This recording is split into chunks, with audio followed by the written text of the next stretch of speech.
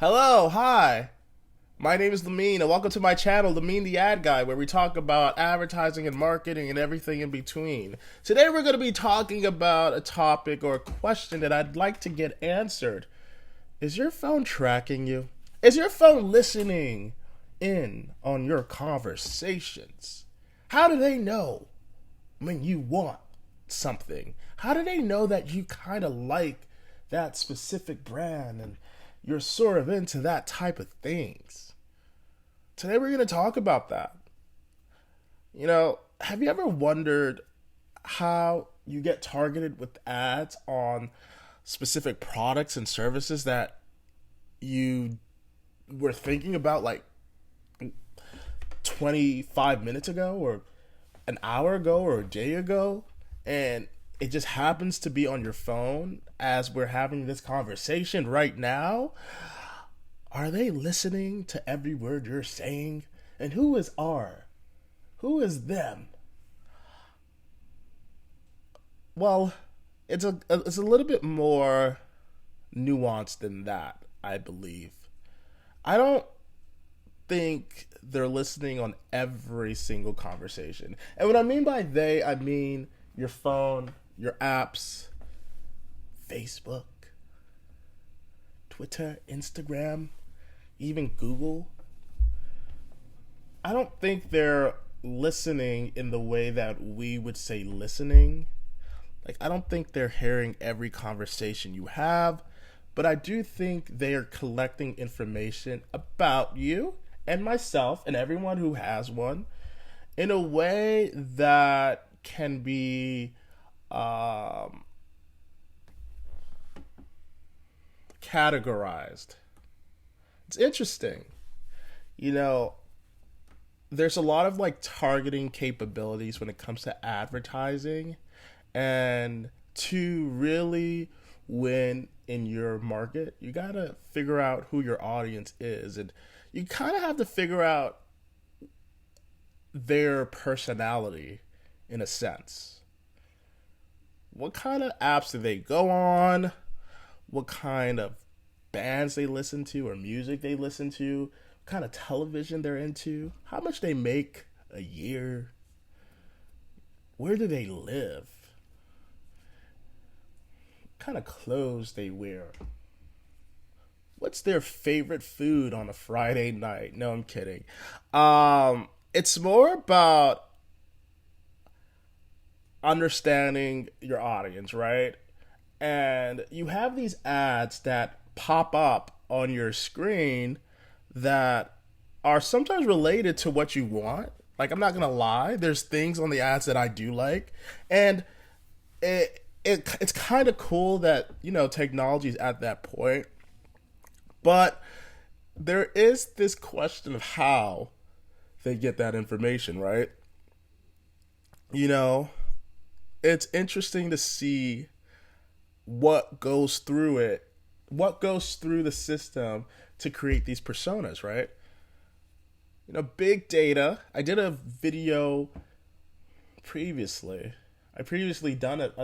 I previously made a video about big data and how people use big data to create these audiences, right? And it's sort of the same way. It is the same way, these apps that we have on our phones, and our phone itself is tracking our moves, our data points, areas where we go on, right? Your phone would tell you, hey, you're on Facebook all the time, but you're also on this car blog all the time, and you listen to this type of music on Spotify, but you also are on YouTube looking at these videos, and you kind of create like personas about that, right? It's interesting how big data is used because there has to be a specific type of audience that you create, right? It's creating an audience from this big data pool of information where people can come in, and it's just raw data, right? It's like, oh yeah, this person watches YouTube 5 hours a day. Okay, that's a long time. 5 hours a day is a long time, right? But what are they watching on YouTube, you know? And what happens is, like, sometimes there's these third parties who buy this data from these apps and from these specific, I'm just gonna say apps, and they are giving this information about yourself, and it's like, what? What's going on now? And sometimes you have no understanding of that. And it's a little weird in the sense that, back in the day, people would just collect this information about you and pretty much give these third party um, places, not you personally, but your data points. Like, they'd be like, yeah, this person's been on our website, you know, this is a collective of the same people that been on their website. They all are targeted in this specific area. They make about this much and they visit these other websites. And, if you want to reach them, it's like a continuation of information that creates a persona of someone. And I'm not saying it's all bad. Like, there's kind of a cool aspect to it that, like, it's supposed to help you make more relevant decisions, right? It's like, oh, okay, I'm out of toilet paper, let's say, and I buy toilet paper in bulk. And let's say there's a toilet paper ad, and the one that you usually buy is like $1 more than the ad that's showing, and then you're like, oh snap, I get to save like $1 less, if that means anything to you. And you're like, that's a good deal, right? You buy it, you have your toilet paper, and you save $1, right? I understand that part of it all, right? But then there's this other part of it where your privacy, you don't know that you're being tracked. And that was like an issue of like 2020 and 2019, where people were starting to question the policy of like a lot of these apps that you download to your phone and what that means. Because there's a sense of you being on the app to get the content and the thrill that you want, but there's this also sense of, wait, you're also taking my data points after I leave the app. You're following me. You're tracking where I'm going through it all. It's an interesting world that we live in, that like data currency is big. In your phone, it's sort of like an informational beacon for these third parties. They're like vultures. No, I'm kidding. They're not vultures. Not all of them.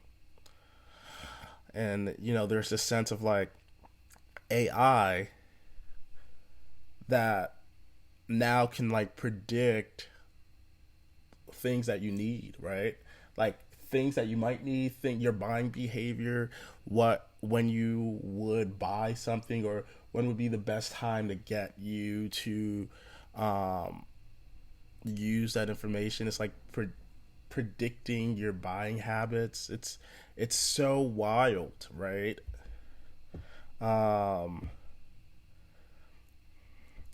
It it's an interesting concept because there's this sense of these apps are good, right? You go on Twitter, you go on Facebook, and you're hanging out, and you like all this stuff, and you're on these pages, and you're part of a group, and you feel proud about that.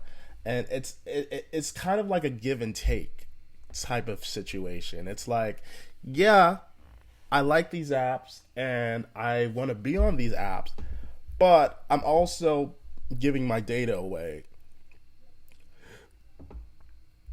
And it's sort of like a give and take, is that, hey, you're on these apps, but we also are going to use this data because it's just here. It's like, yeah, you say, oh, snap. 50% of the people that live in Nebraska that uses our app also like this specific artist. Hey, artist, do you want to do a show in Nebraska? Because it seems like a lot of people like you there. It's like, and it's sort of like a win-win situation when it's done that way. You know what I mean? To me, it's like you give yourself a little bit of that leeway. I mean, you give yourself up, and then they give you something in return that you might like, right? I think the issue comes with privacy and understanding of privacy. And I know that's kind of like counterproductive of what I'm saying. But what I mean about that is that at least let people know that you are going to take their data. They're going to track you. And I feel like a lot of the issue comes in not knowing what's going on and being a person who doesn't know the situation fully. I think Apple now has a policy where you can't just track people anymore. It doesn't give you that option anymore because of data mishandling, I would say, or data use. I'm just going to say data use. I'm not going to say mishandling of data. I'm going to say data use. It was to a point where all these apps were just, getting people and taking their data without letting them know what was going on. And no one really reads the private, policies when I would say not everyone reads it. And you should read the policies and see what you're getting yourself into before you download an app of your choice. Know what's going on, because a lot of these apps are for good use. They provide some type of value to your life on an everyday basis, but there's also the sense of having all this data and not knowing what to do with it. And I'm not saying that they shouldn't utilize the data, but at least tell the people, hey, we're using your data. Hey, we're going to use your data. You're on our app 5 hours a day. We probably, there's people out there that might think, that have great products for you that you might want, but at least tell them that you're using their data. I know that Apple phones specifically did a rollback, and they decided to put a little bit more into their privacy of data. I guess a software that helps people either wants to be tracked all the time or just wants to be tracked while they're on their phone, or they don't want to be tracked at all. And if you don't want to be tracked at all, I know there's some apps that don't let that happen, and some apps that are okay with you when you're okay with you just tracking while you're on the phone, and there's apps that need you to be tracked all the time. But there are now these qualifiers, especially with the smartphones, that can help with tracking. And I know that a lot of websites nowadays are actually telling people that they're tracking their information. Hey, can we use this cookies for you for our tracking? And I think that's a step in the right direction, right? It's let them know that hey, yeah, you can look at our great content, but can we track you? That's better than not telling them and them just enabling this and then not letting people know what's going on. I'm bringing this topic up because I recently watched a documentary on Netflix called The Great Hacker, and it's an older documentary, but it's about this communication agency that utilized Facebook and created like an algorithm from from the Facebook platform to target individuals for political campaigns. And it's an interesting documentary. It gave me the chills a little bit. It's definitely more gritty and it's like it's specifically for Facebook ads, but it's this gritty documentary. I recommend people watch it. I'm thinking that I am going to do a video on it, just either a review of it. It's like 2 hours long. I watched it once and I'm like, this is good, but it's 2 hours long. But it follows this communication agency. Well, it doesn't follow the communication agency. The communication agency is the main. I would say